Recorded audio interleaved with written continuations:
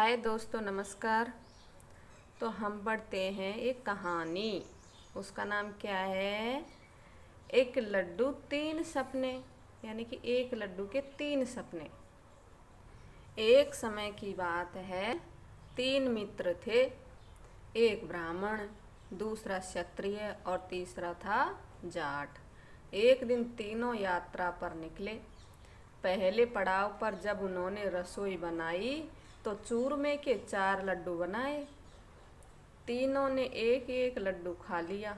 बचे एक लड्डू के बारे में निश्चय किया कि जब तीनों मित्र सो जाएं, तब जिसका सपना सबसे अच्छा होगा यह लड्डू उसी का मिलेगा।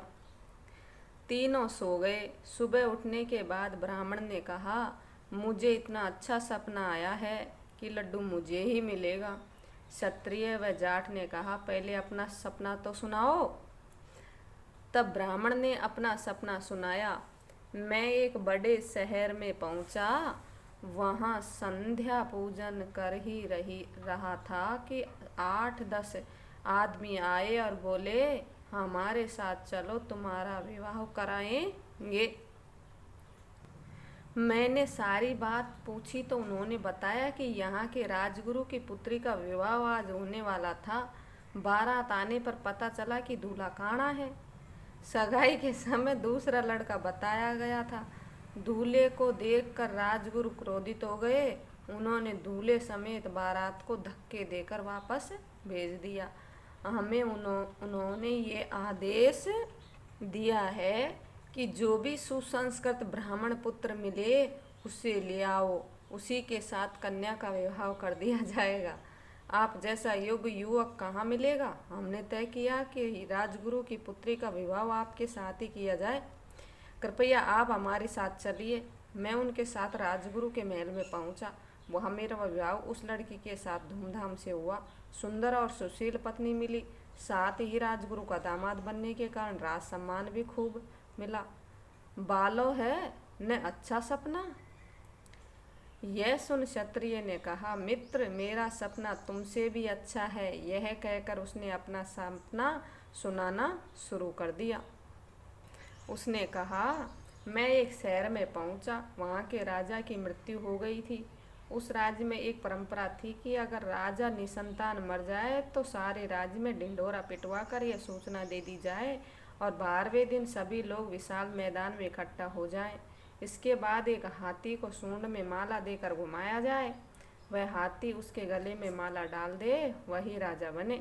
संयोगवश मैं उसी दिन उस शहर में पहुंचा। वह राजा की मृत्यु का 12वां दिन था। वहाँ पर भारी भीड़ देख मैं भी वहाँ खड़ा हो गया। उस हाथी को न जाने क्या सूझा कि सारी भीड़ को चीरता हुआ वह मेरे पास आ पहुंचा और माला मेरे गले में डाल दी। माला गले में पड़ते ही भीड़ महाराज की जय हो, महाराज की जय हो के नारे लगाने लगी। मैं एक बार तो अक्का बक्का रह गया और समझ ही नहीं पाया कि यह सब कुछ कैसे क्या हो रहा है। लेकिन फिर तुरंत ही संभला और अपने भाग को सराहा। मुझे हाथी पर बैठा कर राजमहल ले जाया गया। 51 तोपों की सलामी के साथ मेरा राज तिलक हुआ। इस प्रकार मैं एक विशाल साम्राज्य का स्वामी बन गया। इतना कहकर क्षत्रिय युवक ने ब्राह्मण से कहा, बोलो, मेरा सपना तुम्हारे सपने से अच्छा है ना? ब्राह्मण ने सहमति से सिर हिला दिया। अब दोनों जाट से बोले, तुम भी अपना सपना सुनाओ। जाट ने कहा, क्या बताऊं? मुझे तो इतना डरावना सपना आया कि अब तक मैं तो थर थर कांप रहा हूँ। मुझे तो सपने में एक भूत दिखाई दिया। बोला, जल्दी से उठ, मेरे सामने अभी इसी लड्डू को खा। मैंने कहा, हम तीनों मित्र हैं और शर्त लगा कर सोए हैं। इस पर भूत ने गर्ज कर कहा, शर्त गई भाड़ में। तू लड्डू को खाता है या मैं तुझे खाऊं? ये कहता हुआ भाई मैं तो इतना डर गया कि बस मुझे मेरी मौत नजर आने लगी। बिना इच्छा के वो लड्डू मुझे खाना ही पड़ा। दोनों मित्रों ने बर्तन पर से कपड़ा हटाया तो वहाँ से लड्डू गायब था। दोनों ने खींच कर पूछा, तो जब भूत आया तो हमें पुकारा क्यों नहीं? जाट बोला, तुम्हारा तो बहुत पुकारा तो बहुत था, लेकिन एक तरफ तो ब्राह्मण की ओर इशारा करते हुए शादी के गीत गाए जा रहे थे और दूसरी तरफ क्षत्रियों को इशारा करके इसके राज तिलक की तैयारियां चल रही थी। बाजे बज रहे थे, तोपें गरज रही थी। उसी शोर में तुम दोनों ही मेरी आवाज़ नहीं सुन पाए। फिर मरता क्या न करता, जबरदस्ती चूरमे का लड्डू खाना पड़ा। वह लड्डू नहीं खाता तो वह भूत मुझे मार के मुझे खा जाता।